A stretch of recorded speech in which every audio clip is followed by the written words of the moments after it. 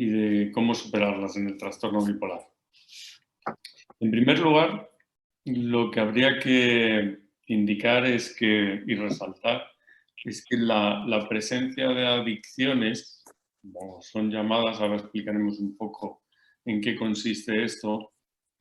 pues es frecuente en el trastorno bipolar. Eso lo dicen los estudios epidemiológicos en general, muy frecuentes, más del 50% algún tipo de adicción. Claro, si incluimos aquí el tabaco, pues claro, nos sale prácticamente el 50%, ¿no? Pero en realidad, más que el tabaco, incluso es más frecuente alguna otra adicción, por ejemplo, el alcohol. El alcohol quizás sea la adicción más frecuente. Y luego el consumo de sustancias, y hoy en día tenemos que extenderlo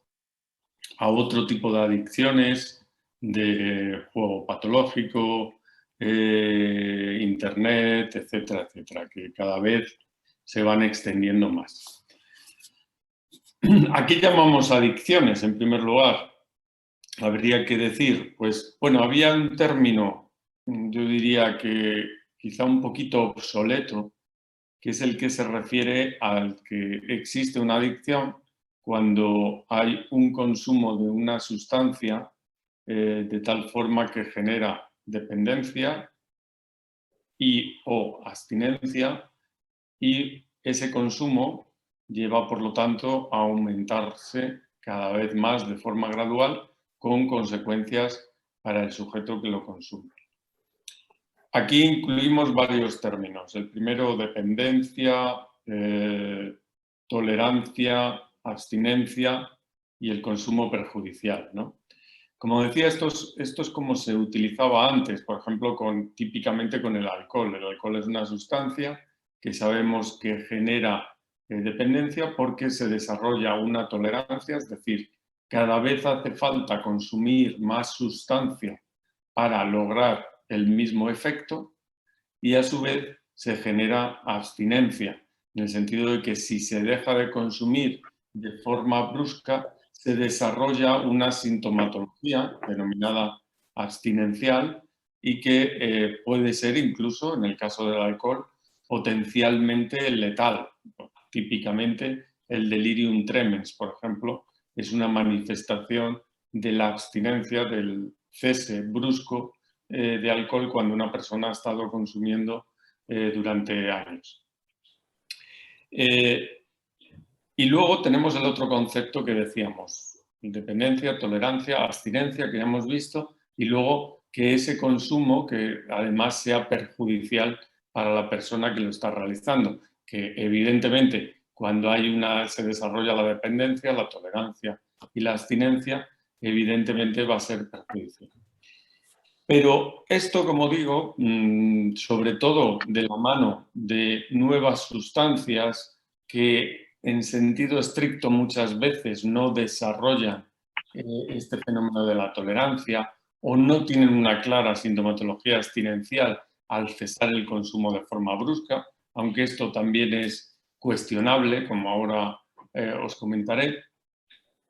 Y lo que se hace más hincapié es también en el hecho de que sea perjudicial para la persona, porque ya hemos visto que hay otro tipo de dependencias que no implican sustancias. Por lo tanto, ya este concepto de la tolerancia y la abstinencia, aunque también podría aplicarse en algún caso cuando hay una persona que está utilizando, por ejemplo, de forma desmedida Internet, en determinadas cosas, el juego patológico,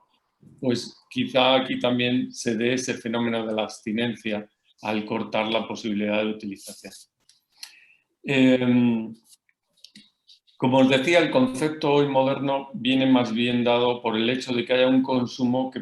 o un uso que para la persona que lo realiza pueda ser perjudicial, pues le esté provocando un gasto desproporcionado, le provoque problemas en el trabajo, problemas a nivel familiar, etcétera, etcétera, etcétera. Entonces, en ese mismo instante en que se produce ese perjuicio, pues podemos estar hablando ya de una adicción y por lo tanto que necesita un tratamiento, ¿no? Como os decía, el problema de la tolerancia y la dependencia pues se fue cayendo en parte de la mano pues, de algunas sustancias por ejemplo el cannabis o la cocaína,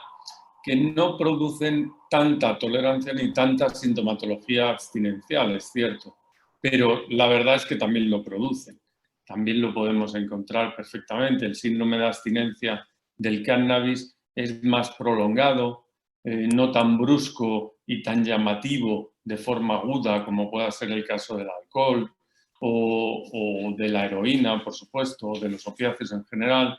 que desarrollan una sintomatología física, pero el cannabis también desarrolla una sintomatología muchas veces psicológica. De ahí la necesidad de llamar la atención sobre el hecho de que el cannabis, a pesar de que en algunos círculos se le atribuyen ciertas cualidades, incluso terapéuticas, la realidad es que nada está muy lejos de ese concepto, que puede ser útil en algún momento en alguna determinada persona, en algún tipo de dolor oncológico, como se utiliza en algún momento de forma legal en algunos lugares, pero la realidad es que las personas jóvenes, y lo estamos viendo con demasiada frecuencia, por desgracia, pues inducen una sintomatología psíquica, tanto por su consumo repetido como por la propia abstinencia también. Produce un síndrome de embotamiento emocional, de retirada social, de retraimiento social, incluso de clínica depresiva franca. Entonces, este mismo fenómeno, por lo tanto, sería equiparable al síndrome abstinencial que hemos comentado de las otras sustancias. La cocaína, pues un poco parecido, realmente también produce una sintomatología abstinencial, muy en la línea de la clínica depresiva, la apatía, etc. Por lo tanto, esto también sería aplicable a ellos. Y como hemos dicho, también para los usos de las nuevas adicciones, que no sería un consumo, pero también podría haber esta tolerancia y una dependencia. Pero sobre todo lo que va a haber, sin duda, es un problema que va a repercutir a diversos niveles en la persona que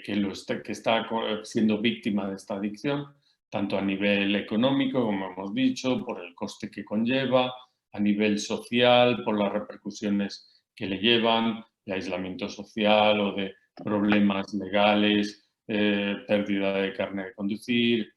etcétera, etcétera, etcétera, etcétera. Muchas consecuencias que pueden venir acarreadas por ello.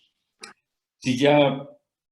nos abstraemos de este problema, de lo que hemos dicho de la abstinencia, de la tolerancia e incluso del perjuicio que puede causar a nivel social, familiar, laboral, económico en una persona, por supuesto, tenemos que tener en cuenta que muchas de estas sustancias están actuando directamente sobre el cerebro. Y si pensamos en eso, por ejemplo, pensamos en el alcohol,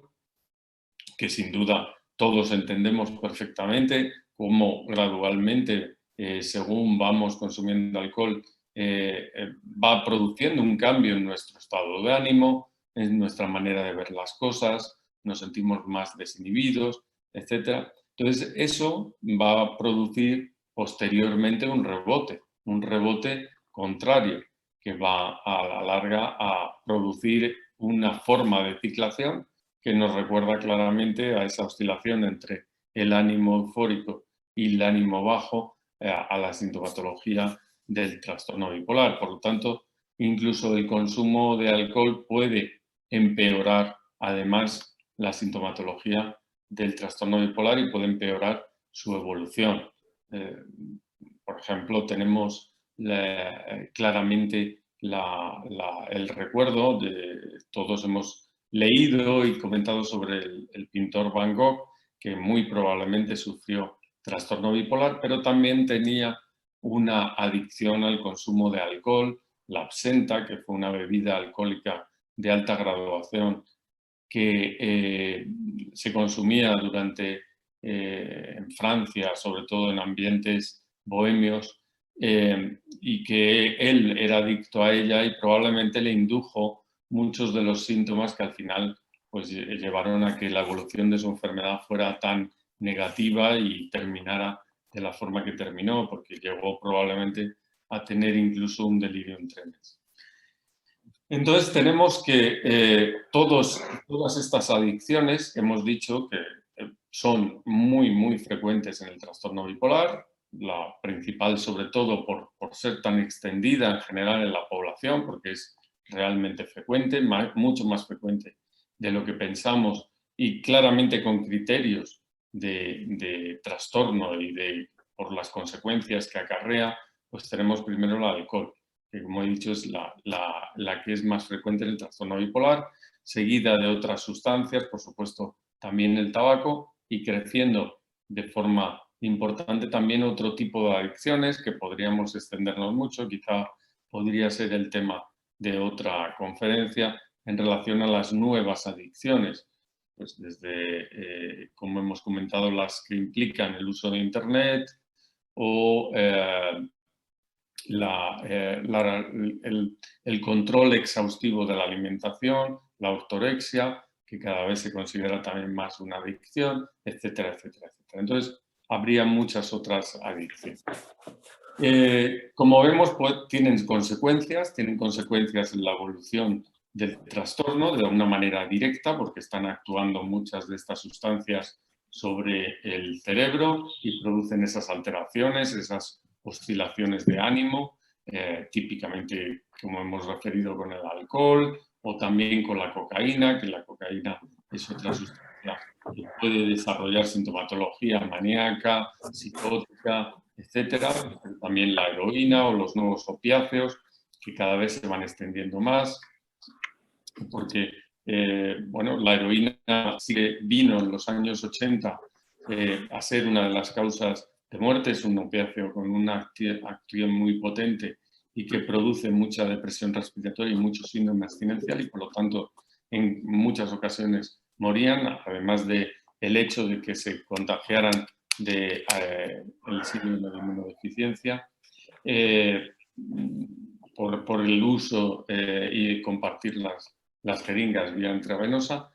y eso quedó un poquito más relajado, se fueron utilizando un poco menos la heroína y ahora se utilizan más otros opiáceos que muchas veces se utilizan también como tratamiento del dolor y que a veces se prescriben de forma demasiado alegre y que también tienen sus consecuencias. Por ejemplo, una sustancia muy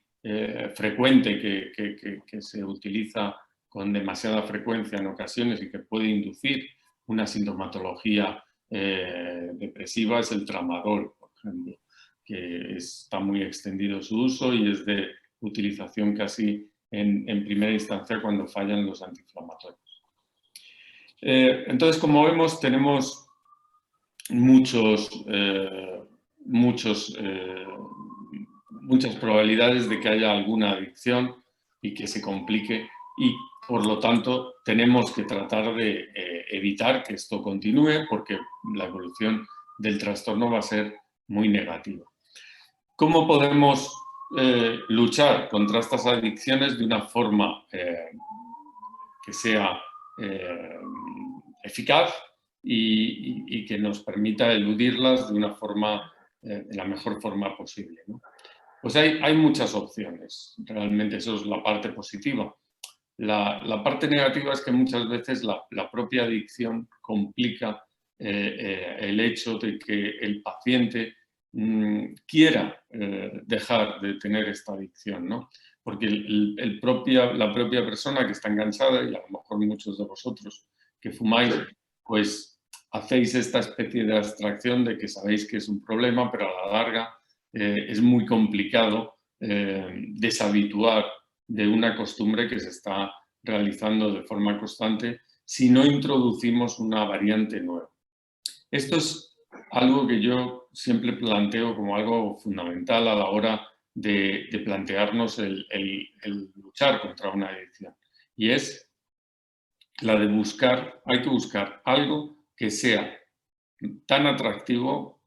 al menos, si no más atractivo, que el propio hecho de la adicción. Tenemos que tener en cuenta que en nuestro cerebro, una vez que la sustancia adictiva o la actividad adictiva lo es porque rápidamente está actuando sobre nuestro centro de la recompensa de una forma tremendamente potente, liberando una cantidad de endorfinas, de dopamina en este núcleo y eso nos hace en sí mismos, incluso antes de que se consuma el consumo de la sustancia o la acción, provoca que se sienta tanto placer, tanta sensación de bienestar, que en sí mismo es muy complicado buscar una forma alternativa que permita el que esa recompensa que estamos obteniendo en ese momento pueda ser obtenida de otra manera, de forma tan rápida y de una forma tan intensa, ¿no? Eso es al principio muy complicado. Pensemos, por ejemplo, en una persona que no hace deporte, no hace mucha actividad, pero fuma. Entonces,